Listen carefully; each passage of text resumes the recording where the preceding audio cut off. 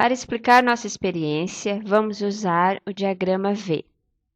Questões básicas.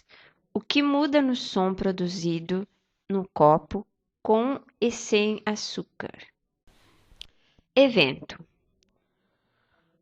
Para efetuar o experimento, usamos 2 copos, neste caso taças, um com café, com açúcar e outro sem açúcar, para verificação das diferenças de som.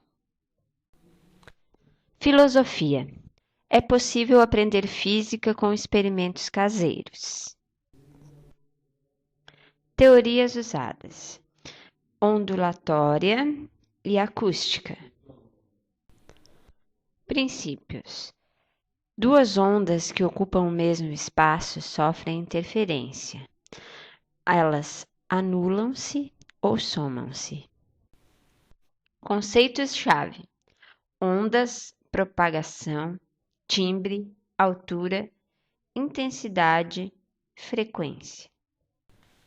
Observações: audição do som com café com ou sem açúcar.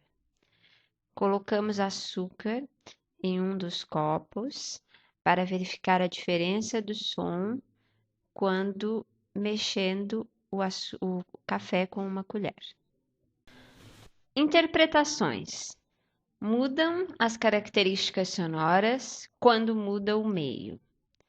Observamos que ao adicionar açúcar, o som do copo mudou.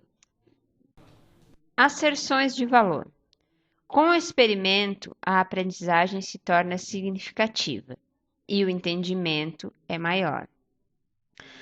Concluímos então com nossa experiência que fica muito mais divertido e interessante experiências caseiras na aprendizagem da física.